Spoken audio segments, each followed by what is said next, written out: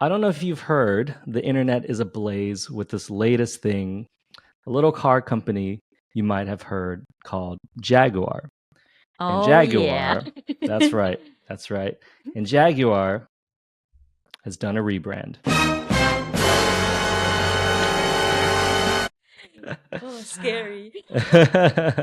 So Jaguar, let's break it down, and I want to get your hot take. So Jaguar has been around for decades. They're a British car maker, and they built their reputation on luxury and performance. But their 2024 rebrand last month, man, people are either loving it or they're hating it. So today we're Mhm. going to break down what's happened and if it was a good rebrand or not. So just Ooh. quick context, quick context. Jaguar is one of those brands that's like really recognizable. Everything from their legendary E-Type, which is one of the most beautiful cars ever made, to their more later SUVs. So at this point, in 2024, they decided we're going to go all electric. No more gas Mhm. powered cars. And because of this, we need a rebrand. So Mhm. late last year, in 2024, they dropped a new logo, tagline, and an overall look. So let's take a Ooh, look at that. exciting. Woohoo.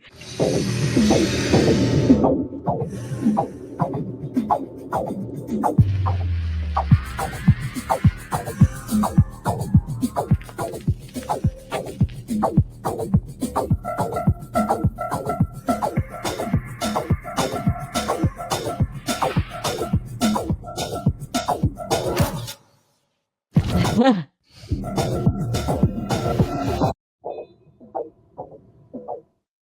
So, copy nothing. Uh, Oh. what do you think? First Oh, reactions. well, first reaction, it's definitely different. It's very attention grabbing. Have not seen a car commercial looks like that. And I don't know, there's a mixed feeling right now. I feel there's something so cold about this, which, yeah, it does convey futuristic, I guess, if that's what they were going for. But I don't know, something feels like it's missing, especially, first of all, just not knowing anything about the company. I mean, I do, but not knowing, if somebody doesn't know anything about the company, it just feels like, is this brand trying to depict us in the future as someone who is like just almost expressionless, and there's something so cold about it that I think there's a disconnect. That's just the initial reaction. And then the Yeah. pink, and but also I think just thinking about how there's something, I guess they're trying something interesting where they are almost trying to brand cars as fashion. There's that sense, right? There's that sense of fashion. They're also super stylish, but I think in thinking about how fashion versus car, in fashion, I would think, yes, trends is everything, attracting a new core audience is everything. Because in fashion, I think buying things that's based on trends of what's in the moment is something that's a big part of the sell. And also with fashion brand, you can be a loyal customer to maybe 4 or 5, even 10 brands, right? Because like say, okay, I love this brand, love this brand. You have so many choices. But in thinking of buying a car or some other category, you're most of the time would probably be loyal to one brand. You think about it over and over and over again to buy a car. So the idea of buying a car versus clothing, that it's in the moment buying, like, I feel there's a disconnect there, you know? Anyway, tell me what you love, what you think about the when you think of Jaguar before the rebrand. What is it that comes in your head, Owen? Well, I Because you mean, love cars, you know cars. there's a lot going on here, right? I guess we can kind of talk about it overall, like you said, and kind of go into each part of it. I think right away, to me, what happened here is something went wrong in the way the messaging was said. I think what they're trying to say is great. I think Mm, it makes a lot of sense. They need to stand out. They were actually almost dying as a brand. They were about to shut down shop, right? Like this is something they needed to do, which is really stand mm-hmm. out, make a big stink about that. They're going fully electric, and I'm like, we're a Jaguar for a new generation. The Right. issue, I think, is the way they're saying it. Like they're saying, well, the tagline right now is copy nothing. Right. And it's almost trying to say like be original, which Right. if you're needing to say that in your copy, you're probably not doing a good job of being original, right? And I think that's the problem is they needed to do something really different, but at the same time the agency was probably maybe the agency that was working on this was also trying to convince a bunch of people at Jaguar, at the brand, who maybe have a certain idea of what is original. And so it kind of comes off as derivative of everything else that's currently, on trend or like been done. So it actually comes off as not original at all. Yeah. So I think that's where it kind of bothers me. And as maybe part of the age group that they're trying to go after, like they're trying to go after a younger audience that wants to be an aspirational brand for Gen Z and millennials. It feels like it's speaking at me instead of Yes. speaking my language. Like Yes. this is what young people really like right now, and we're gonna be like we're gonna show every single thing, except the car, mind you. This is the video that they first introduced with not showing the car at all, and it, like you're saying, it feels like a fashion shoot. So I think there's a bit of a Yeah. disconnect there. That's so insightful, Owen. And the other thing that I always believe that when you do branding, no matter who you're targeting, no matter what kind of like modern, contemporary, futuristic thing you want to do, at the end of the day, it's still about human connection and human emotion. And to me, there's a disconnect here. It feels so cold. I'm not relating to any of these characters that they are portraying in the ad. Like it almost feels so foreign. Like when, You're right. there's a novelty and beauty in, if we think about Blade Runner, right? 2040, what, 2048? Oh, I forgot that. But the way they depicted, there's a slight, the way they dress, there's a coldness to it. However, nothing in that movie says no emotion because there's so much emotion that's being told. And I think what's missing here is that part of it. And there's an ad, an old Jaguar ad that I remember, which had a really nice line. It says, Jaguar is a warrior with the soul of a poet. And I think that's what's really missing, right? If you really dig down, no matter if it's Gen Z, millennial, whoever, everyone wants to connect with a shared vision, a shared like feeling of connection and community. And especially when we look at the younger generation, we're talking about they want something authentic, genuine, just no fluff. At the end of the day, fashion, of course, fashion, beautiful things that are visually stunning. Yes, everybody loves that. That's why we love gorgeous looking men or women. But at the end of the day, it's substance that will keep you there. It's substance that want to make you like, I want to own this. This is a part of me because I connect with it. Right now, if I think about Jaguar, it's a little bit sad for me that you lost that beautiful soul of it because in my head, Jaguar has always been a carnivore. There's something strong about it. It's like moving forward, but in a way of how a big cat, there's an elegance to it. There is a strength to it. Right now, it just feels light, like light and bright. And one of the things that I think, if I remember, their rebrand, they were saying, we want to convey something that's exuberant and modern, right? Exuberant modernism. But when you talk about the word exuberant alone says full of energy, excitement, and cheerfulness. I don't know. These people look really sad and oppressed. Well, I totally see what they were. I mean, like, I don't know how it got to this particular point, but I can see that they're trying to do what luxury and premium fashion does, right? Yes. Like Yes. every premium fashion brand, it's not about how much fun we're having. It's like we're too cool for you as a brand, and you want to join our club because we are so cool, right? Like that's what they're trying to do. But here, really, all you're looking at is a fashion shoot. It doesn't connect at all to the car brand itself. And Yeah. ultimately, when they release the car, and that actually that's a good segue into Oh yeah. looking at the car Let's itself. see. So I don't know if you've seen this yet, but this was the actual car that they released, the Type 00, and very, very pink. as one of the Mm-hmm. models that they released. But here it Mm-hmm. is. What do you think of the car itself? I think the car itself, I people have different tastes. Some may like it. I personally, but it does feel very modern. It's a statement piece for sure. But there's the other thing. Somehow about the way they're shooting this and portraying this in that like just really solid background, it just feels very, again, very futuristic. I think I remember this famous saying by Raymond Louis. I don't know if you're familiar. There's his philosophy. Raymond, by the way, if you guys don't know, Raymond Louis is he's considered the founding father of product design, like industrial design. He's so super talented. And one of his philosophy that he kept saying is about called a theory called Maya. Maya means hold on, let me just make sure. Maya means most advanced yet acceptable. And what he's saying is, if you're trying to sell technology, pull it back and make it comfortable and familiar. If you're selling something familiar, like fashion, clothing is always the same, right? If you just put it on, but yet they have to go through all these lengths to create futuristic or different imagery because you're selling something that's regular and common. Not regular and common, of course, fashion is fun and beautiful, but it's familiar. When you're trying to sell something futuristic, you pull it back because you don't want to scare people.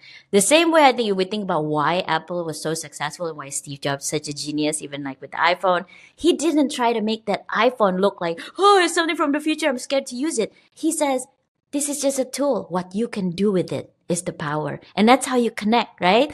And again, I feel if I were to do, I know I'm not one to say like, oh, I want to rebrand this, but I do. But anyway, I'm saying if they were trying to do something this futuristic, I would hope that with the photography, like there's something familiar about it. Like look at this new product design, car design that's so beautiful, but yet it belongs in our world now, and I feel connected to it. And I think at the end of the day, for me, every time I look at branding, the way we approach it, it's always how do you connect? People fall in love. People may buy things based on gut instincts, but at the end of the day, when you're buying a car, it's not just guts. There's a lot more that goes into it. There is that, I think, even though we want to say, oh, this is about fashion, it's a new way of thinking, there are all these things that we don't think about when we buy cars versus fashion. You think about safety, you think about longevity, you think about how it feels, the comfort, the heaviness. Is it so? All these things doesn't exist in fashion really. So the approach can't be the same.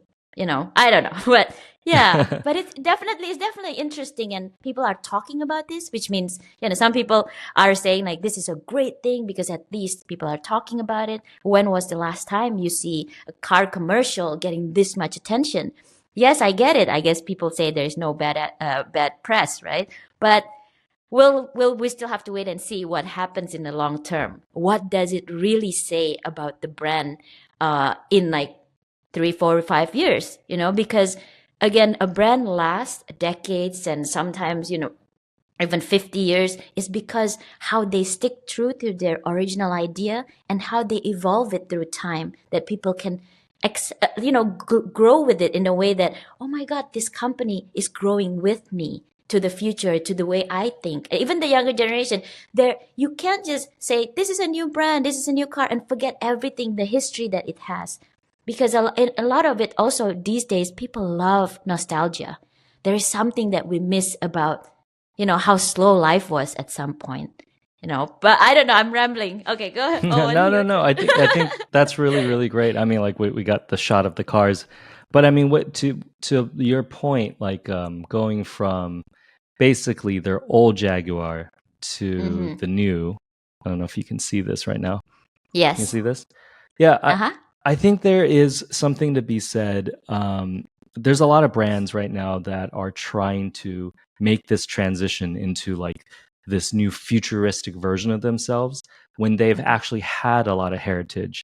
Burberry comes to mind, right? They've Mm-hmm. recently tried. Well, they did, I don't know, two major rebrands in like a matter of less than 5 years, and they keep Mm-hmm. changing out and they're trying to refine themselves when they actually have a heritage to lean on. It's the way I think a brand can do it that can be really powerful. Like Mm-hmm. Jaguar, I think it just became an old person's car over time. But Yeah.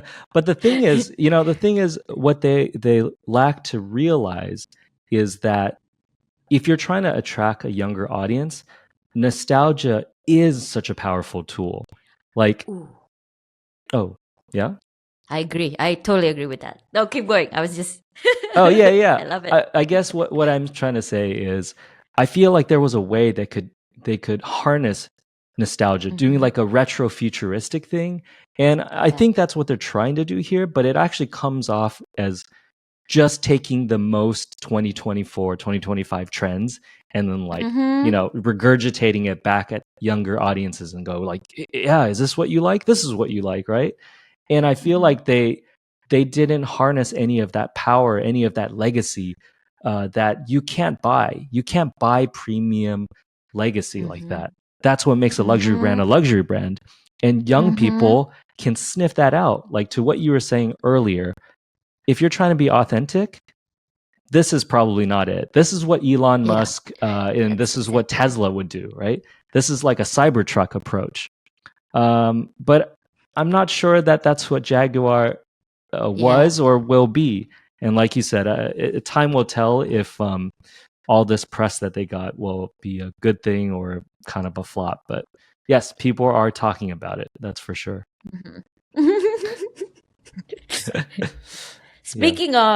Yeah. Speaking of, how do you feel about them losing the Jaguar icon of the big cat? I have mixed feelings about that. I mean, obviously, I think from a nostalgic standpoint, when I think Jaguar, I always think that like, the little cat on the front, Mm-hmm. or the little cat overall. And I don't think they lost it completely. That's what at first glance I was like, oh my god, they just replaced it purely with a Mm-hmm. typeface. Mm-hmm. But actually, ooh, what happened here? If we go back, oh yeah, here it is. They have multiple marks. So they have their signature, which is probably what's on their car, and they have Mm-hmm. the maker's mark, which I guess is a I like secondary how that logo. looks. Yeah, I think Mm-hmm. there's something there. There's something like a little Yeah. bit Art Deco about this whole look and feel, like Mm-hmm. Art Deco inspired futuristic, that kind of like feel. Mm-hmm. Mm-hmm. So they have the signature, Cyberpunkish. yeah, kind of a little bit cyberpunkish. That's why it reminds Yeah. me so much of the Cybertruck. And I guess they have this Mm-hmm. artist mark. Look, I mean, like maybe it's not my favorite logo of all time, but it's not bad. I Yeah. think, I mean the font and how the execution is beautiful, graphic wise. yeah, yeah. Yeah, I think it's nice. I think it's fine, and I think it gives them a modern take for sure. Like Mm-hmm. I don't think Mm-hmm. old stodgy. I do feel that futuristic vibe they're going with. To me, what this overall thing was was I guess tainted a little bit by this like fashion shoot video. I feel Yeah. like that was probably the cheesiest part of this. Maybe if I just Mm-hmm. saw the car and the rebrand, I would be like, okay, that's fine. Um, Yes. but I guess I don't know. Do you think that this is ultimately what you said? Do you think the press was worth it? Because essentially, it is overwhelmingly negative on the internet of how it's received, but everybody's talking about it. Yeah. But is anybody buying is the question in the next few years. That is I going to mean be the the car, I'm yeah, but the car, I mean, I know some people are really attracted to the car and looks gorgeous, but what does that say about them as a person when they want to buy this brand? Because every brand is a reflection of who you are, almost my personality, what kind of community, yeah. it's almost a sense of yourself, putting yourself out there through brands. But I don't know. What is it saying? Yeah, that is a really great point. What is it saying? Like, copy nothing. Mm-hmm. Okay, be original. Like, be as original as possible. Okay, but like emotionally, what is it? What is a Jaguar for me? Like, Yeah. how does Yeah. it connect to me as a person? I don't know. Like, oh, it's Yeah. just supposed to be young. Like, is that it? Because Yeah. like say what you will about Tesla, they represent like the future, right? Futuristic Mm-hmm. technology, AI, robots, all this stuff. But is Jaguar that? Not really, Mm-hmm. right? Like they Mm-hmm. and yet like the design language is absolutely very like you said, cyberpunk, futuristic. So I don't know, this is this weird imbalance of the two currently that maybe they'll figure out, as they roll. This is just like an intro to their rebrand, but right now Yeah. I'm a little bit confused by it, to be honest. I'm not sure how to take it as a potential customer. Like, I should be their customer, right? I love cars. Mm-hmm. I'm probably in Mm-hmm. the age group they're trying to target, but I think I'm more Mm-hmm. confused than interested. Yeah. Yeah, yeah, me too. I'm just mourning a bit of the loss of the carnivore strong with the soul, like that. Yeah, Yeah. I still it just feels right now a little light. Like there's something light about it. When I think of cars, I want it heavy, hefty, like strong. Yeah, but all right. Well, Yeah. I can't wait to see what happens. Yeah. I'm rooting for you, Jaguar. Yeah, me too. Me too. I mean, I think there's something to be said. Like, look, I think the agency who that did it, I'm actually not sure who did it, but let's assume an ad agency or a branding agency that did this. They actually had a really tough job because you know They do. a brand that became irrelevant, um, about to shut down, their task was to revitalize it and make it work for the next generation. And I'm sure that's a tough brief. But Mm-hmm. and I'm sure they actually had really really smart ideas or edgy ideas. It just feels this is like a boardroom kind of design to me. Like at the end of the day, I think Yeah. the people who signed off on it watered it down, and that's kind of what feel. This is what it Yeah. feels like to me. Yeah, I agree. I actually think it's such a huge statement for Jaguar to start selling only cars that are electric vehicle. I think that's a huge statement. And that's pretty cool that they did that because I think that is the statement, copy nothing. We're not afraid, or not those tagline, but they're not afraid. They're pretty much saying we're not afraid to lose all the cars we've done because we know electric cars is the way of the future. That's a statement. And because it's based on authenticity, it's based on caring for the world. I think these days brands can no longer be an image and nothing else. It has to have that genuine care and love for the people on this earth. They have to be authentic and connect in a real way, not just pretty things. Yeah. Yeah, and But anyway. yeah, and I totally agree with that. I think brands have to be genuine. I think ultimately the lesson here, well, again, we'll see, but it's Hmm. to be genuine and probably not lean too far into trends. So I Yes. think, you don't want to lose your identity. You don't want to lose your heritage by trying to chase the latest trends. And just Hmm. like Tesla leads with innovation and user experience and all of that, or like Polestar leans with their minimalist design and it feels authentic to them. Well, Jaguar right Hmm. now, I think everybody's just like, okay, it's really different, but they're trying to figure it out. And we'll see. Yeah. And then speaking of tagline, right? When they're saying copy nothing, I just realized, I think, well, not realized, but we know that taglines can mean so much because it gives a company a positioning of how they think, like just an intro. For example, I just remembered this the other day. I was talking to my friend and how we were talking about like, oh, I have a new boyfriend. And then so he was like, where did you meet him? What app? And for the life of me, with my ADHD, I couldn't remember the name of the app. However, I said, that one with the tagline, mm, designed to be deleted. And then he said, oh, Hinge. Like Ah, it's yeah. the, yeah, it's the idea that right away, for me, it's harder to remember the brand name, but I remember what the company's mission is. And I think to me, that's one of my favorite tagline of recent. And speaking of nostalgia, I don't know if you have any more comments on taglines, but speaking of, otherwise I'm moving on to nostalgia. I started like was thinking about something. Oh, yeah, go ahead. Like I think it's when doing a rebrand or thinking, we have to always look at the history of how it started and why it was successful in the first place. But anyway, I was just thinking about recent brandings that are based on nostalgia. And Barnes and Noble comes to mind, right? Because I think they opened, I don't know, 40 stores last year and they're opening another 40 this year, when at one point it was like on the brink of bankruptcy. But what I reading about it, I was looking at, and I was just at Barnes and Noble the other day, and there was just such a different experience walking into a bookstore and smelling the books. Like I can't remember the last time I just sniffed on like a new paperback, And one of the things the new CEO did that was so good, he said, "I want to go back to how small mom and pop bookstores feel like." And he said, "I'm not even afraid of competition from Amazon Books because Amazon Books can carry all the textbooks and all the boring stuff that people just need to order for certain things.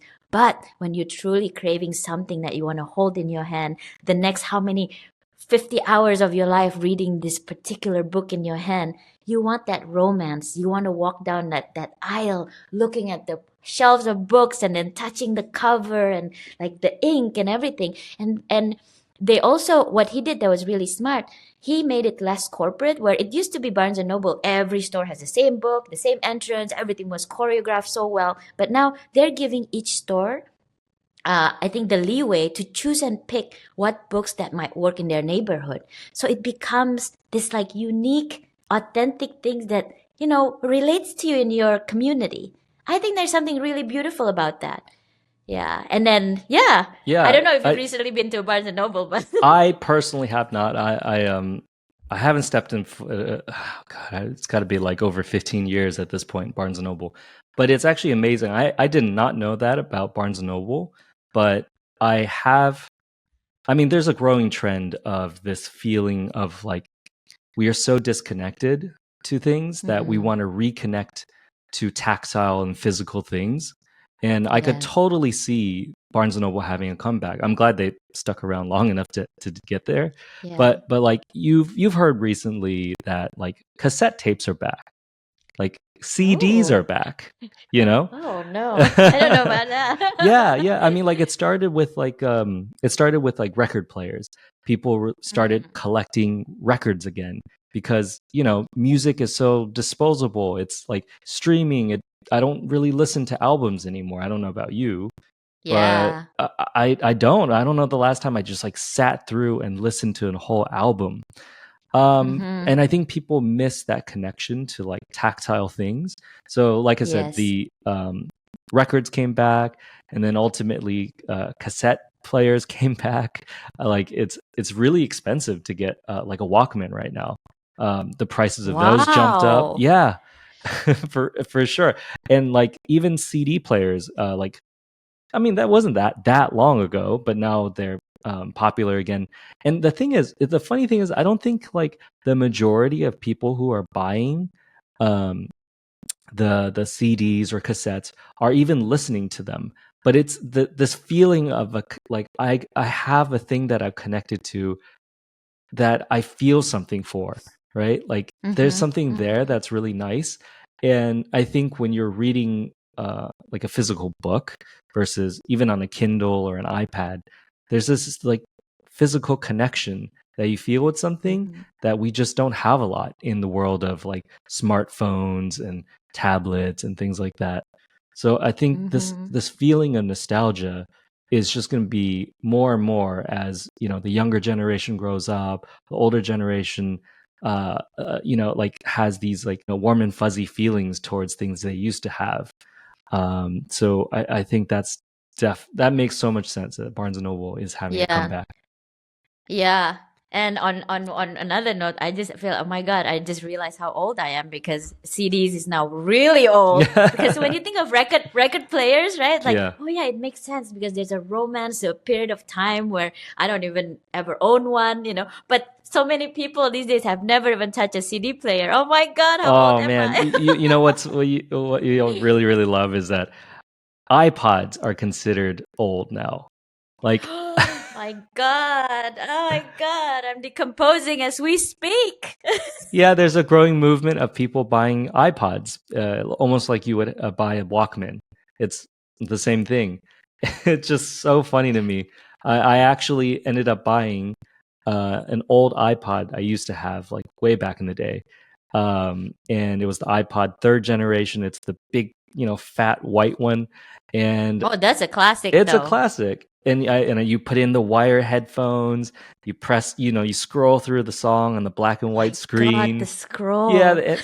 and then I don't know if you remember this. When you play something, it actually kind of winds up because it's got a hard drive in there, right? Like a tiny little hard drive. Oh, they go And it goes zzz, zzz, right? and we're yeah, Oh like it's my really booting God. up. And there's something like really Yeah. delightful about that. There's something you Mhm. don't get just by tapping something on Spotify.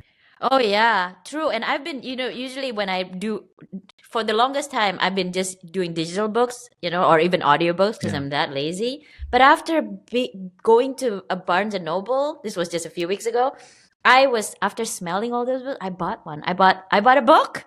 No way. What did you buy? Yeah. I bought the Creative Act by Rick Rubin. I'm excited. Nice. I haven't started it yet.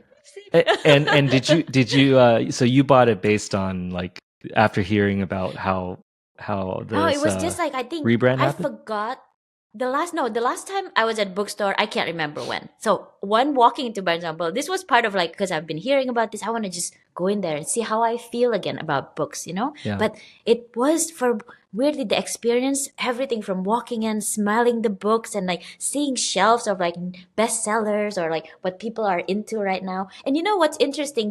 There's new categories like trending books on TikTok. They're really that's how you connect Mm-hmm. with younger generation, but in an authentic way. Yes. Like, versus what Jaguar is doing. So I was like, wow, there's all these new things they're doing. And there's one huge shelf of just classic books.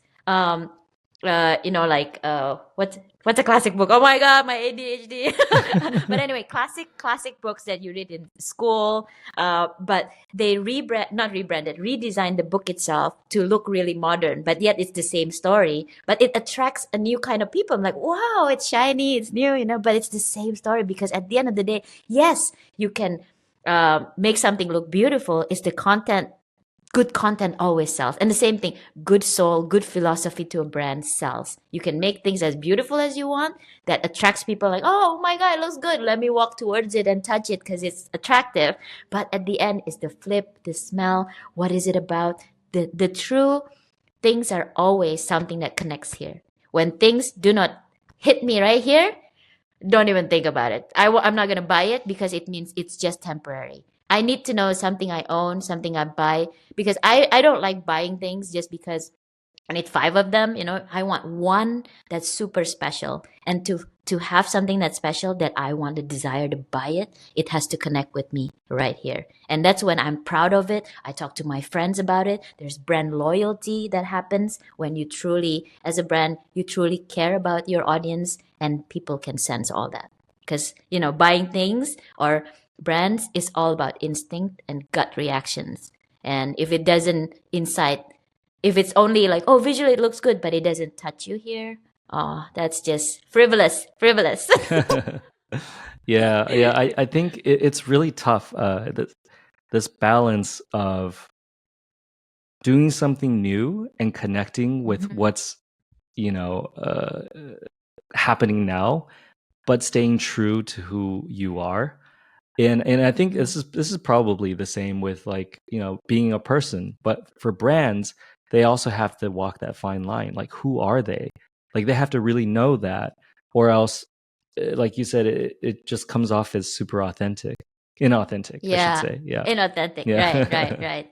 And speaking of that, here's a fast forward. Here's an example of a brand that failed to rebrand with nostalgia.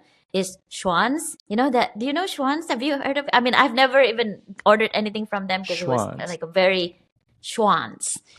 Schwann's. It's Schwann's. So they started as a company that delivers frozen foods. Now this is like the history goes back until 1950 or something. I can't remember. Oh yeah, that's it. This one. So it used to be called Schwann, yeah. And then last year, I think they rebranded to Yellow, and within the same year, I think they shut down because they're I think what they're trying to do with the new brand Yellow is to update it with something more modern. The name is easier to remember, all these things. But I think it loses again its nostalgic aspect of it. But also in a way, when I was thinking about the company, because they deliver frozen foods, like how would that work in today's, you know, climate? Because we have Postmates and Uber Eats that delivers fresh food, not frozen. Why would I want frozen food? Yeah. Well, I think it's more of like, yeah, go ahead. founded in 1952. I mean, it sounds like I don't know much about the brand, but yeah, in this landscape of Uber Eats and Instacart, Yeah. it just feels. I can you know what? I can understand that it's feeling old, but I can also Mm-hmm. get a feeling that their core customers were probably older too, who maybe Yes. have a loyalty or at least like warm and fuzzy feelings toward Schwann's. And Mm-hmm. is it Schwann's, Schwains, or Swans? Schwann's. Schwann's. I don't know. Anyways, maybe that's part of the problem. And but by going like a full name change to Yellow, Mhm. that I don't know. The strategy on that, it doesn't seem that sound. Like Yeah. what? Also, I would say the word yellow doesn't really incite appetizing thoughts in my head. I don't know. Yeah, it's like I The mean, it's like name, yellow, yellow. yellow, Yeah. like Yeah. hello, yellow. Like yeah, Yeah. yeah. I mean, like I think they could have.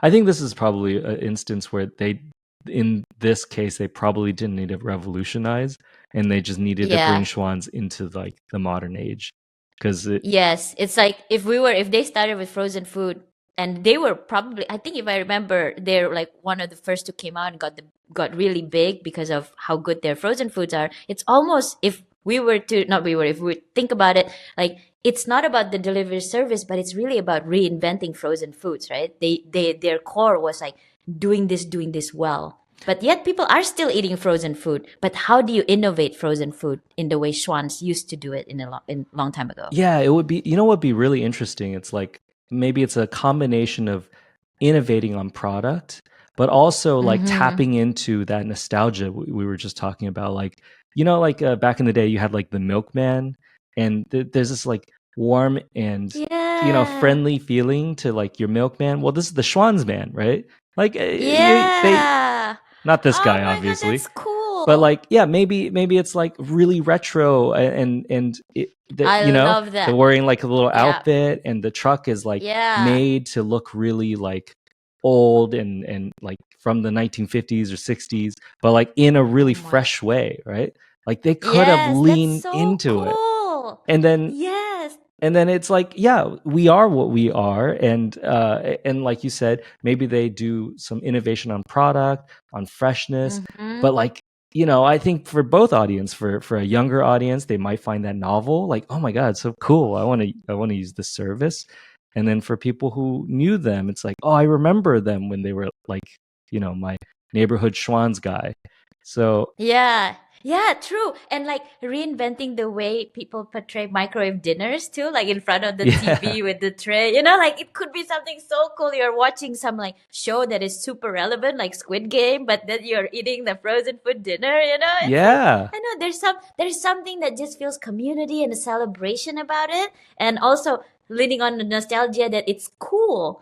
Yeah, yeah. it would have been a lot more fun actually to rebrand Schwann's. Yeah, Yeah. I mean, like they kind of went, almost like a Silicon Valley, or like Uh-huh. a blanding kind of approach to it, where it became so generic. Like this could be any Mm-hmm. startup. This could have been another startup that does one of those what is it, food box services, Yeah. right? Yeah. Yeah, without Yes. any of the history that they have, or the warm and fuzzy feelings people might have for that brand, and they just got rid of it, and that's kind of sad. Yeah. Also, it reminds me of Yellow Pages a little bit. I don't know why. Yeah, yeah, I could see Oh that. boy. And I can see why they're like order now at yellow.com. All right, who really orders from a website anymore? Give me an app. I'm sure they have one, but I mean, anyway, I'm sorry. So let's just take a quick moment of silence for Yellow. Yellow, Schwann's. No, actually not Yellow, for for Schwann's. Moment Schwann's. of silence for Schwann's. We're really sorry that you disappeared, but for one time in our life, you meant so much, and so Oh, okay, Forever live somewhere in the brand world. Pour Thank one you. out for Schwann's. You were a real one. Ooh, let's pour. Ooh. Oh, bye-bye, Schwanns. All right, yo. Time for a little game. Are you ready for a little game? Ooh, I love games on a Thursday, especially. It's like a preview to the weekend. So, you know how sometimes brands can take a big swing in a new market, let's say a global market outside of their home territory, right? Well, sometimes it's a hit. Like other country, you mean, right? Other country. Okay, Yep. cool. Sometimes it's a hit, and sometimes it's a total miss. Well, I got a list of slogans, taglines that didn't quite survive the trip across the borders. And so here's how it's going to work. I'm going to read you the slogan or brand name, and you'll guess what went wrong. Yeah, I'm ready to get lost. Okay. Okay. Turn it loose. When Coors Brewing Company's Turn It Loose tagline was translated in Spanish, what did it mean? A, get wild and free. B, suffer from diarrhea. C, feel the fizz. Or D, relax completely. Oh, I see. Okay, turn it loose. Get wild and free. Suffer from diarrhea. Oh my god, I can see that. Oh my god. Feel the fizz. Feel the riz. Relax I like feel the riz. I wish that might have been a successful one. Relax completely. I hope. I would hope it's not B, but I think it might be B, just because I can see that going, like, turn it loose. Yeah, I don't know, but I'm gonna just, for fun, I'm gonna vote B because it sounds awesome. Final answer, B? Lock it in? Final answer, B. Lock it in. Okay, so Coors Brewing, Turn It Loose. It's B, suffer from diarrhea. So when Coors Brewing wanted to turn it loose, well, in Spanish, it really meant diarrhea. So, yeah, should have. What do you know what the Spanish word is? I don't. I should probably. It's okay. I should. I think it's kind of funny. Yeah, we should look that up afterwards. Oh my god, that's awesome. Okay. All right, ready for the next one? Okay. Okay. When KFC entered the Chinese market, their famous slogan, "Finger lickin' good," was mistranslated. Oh my god. What did it mean in Chinese? You want to read off the answers? Yeah. A, eat your fingers off.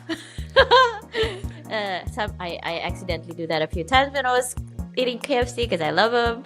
And then B, chew until you bleed. Oh my god. See? Enjoy a handful. All right. D, taste your hands. Oh my god, these are all terrible. I hope they do C, but I don't know. This sounds like when I think the Chinese language, there's just so many different meanings in certain words. I think it might be eat your fingers off. I'm gonna guess. Lock it in. Lock it in. Eat A. your fingers off. Yeah. Drum roll, please. When KFC entered, it is A, eat your fingers off. Oh my god. Did you hear any of the reaction and stuff or no? I mean, you could imagine what the reactions would be for some of these. Yeah, where people just keep in mind when you do stuff like this, translate it properly, please, because that's just comedy. Ready for the next one. The American Dairy Association's Got Milk campaign was mistranslated in Spanish-speaking countries as A, do you have milk? B, are you lactating? Oh my god. C, milk is for babies. Call me a big baby then. D, do you produce milk? Oh my god, I feel so exposed. Okay, I'm just gonna go with the best one. I like, are you lactating? You're just choosing the most ridiculous one out of the four, huh? Because it's awesome. Okay. Final answer? Okay, what is it? Yes, final answer. Are you lactating? Of course, you got it. 3 for 3. Are you lactating? Is the correct answer. That's amazing. That's amazing. Okay, next one. Fancy. All right, when Mercedes entered the Chinese market under the name Benz, what was its unintended translation? Oh, A, rush to die. Oh, damn. B, speed to prosperity. C, luxury on the go. D, drive to the end. Oh, wow. So, wait, Benzi. Benzi. I know a little bit of Chinese, so... It's Benz. Oh, Benz.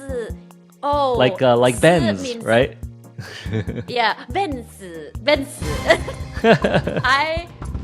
Because I kind of know that means death. I think it's rush to die. Oh my god, that's horrible. That's horrible for a car. Oh my god, that's so bad. And you're right. Rush to die. Jeez, I can't believe they launched this. Yeah. Like no one is stopping them. No one is stopping. Somebody didn't say anything.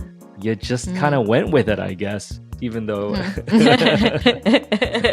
probably should have checked with somebody. Oh boy. All right. Pepsi. Come alive with the Pepsi generation in Taiwan was mistranslated to... Oh my god. Okay, without looking at the option, this can sound very dirty. Alright, now I'm looking at the option. A, Pepsi resurrects the dead. Oh, wow. B, Pepsi brings ancestors back from the grave. Wow. C, Pepsi rebirths your soul. And D, Pepsi gives you new life. Come alive. Okay, I guess it doesn't go the direction as I thought it would. But I think come alive, might be resurrects the dead. A. Oh my god. No, Pepsi come alive means brings your ancestor back from the grave.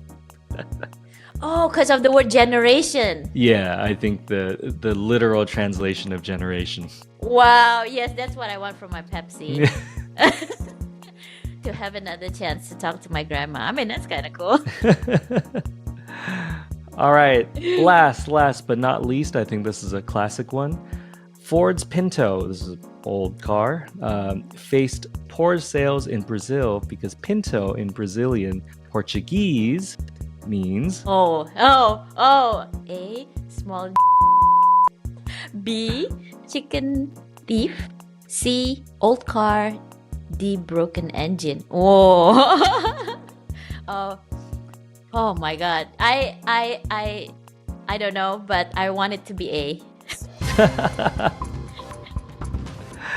And ding ding ding, A, small... Wow. Pinto. Okay, I'm gonna use that term from now on because I like saying pinto. And not only have we learned so much today, you've learned some Portuguese along with it. I know, and pinto is such a cute sounding word. It is really cute. Anyway. Pinto. Yeah. Small. As cute as the definition. That's a wrap on that segment. If there's one takeaway, probably it's this. Words matter, but context, probably king. Nothing kills a brand faster than, I think, eat your fingers off energy.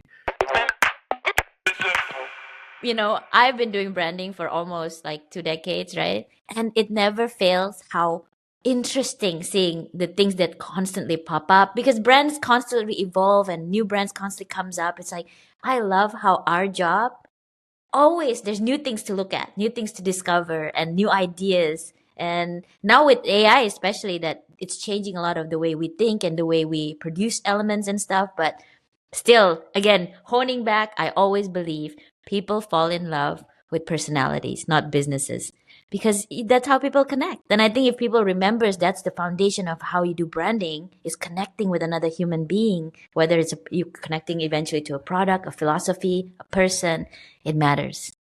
Anyway, because we want loyalty and longevity. Okay, go and go. Take it away. Good job. Well, thank you everyone for joining us for an episode of Off Brand. If you are on YouTube, please subscribe, leave a comment, maybe give your opinion on what we said today, a little bit on Jaguar, a little bit on Barnes & Noble. Curious what you have to say.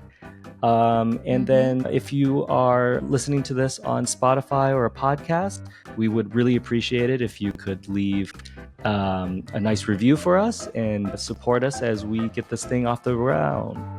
Yeah, and like what we're trying to do is we just love brands. We love talking about them. We love looking at new brands that come. We like looking at the disasters. But in a way, we decided to do this podcast because like Owen and I have discussion like this every day, and it's really fun. And we're wondering like, what if we share this with you guys and see what we talk about and bring the conversation forward too. So we would appreciate if you have your context, opinion, anything you want to hear in the future about brands too. We'd be happy to talk about it. Yes. But anyway, cheers everyone. Catch you later.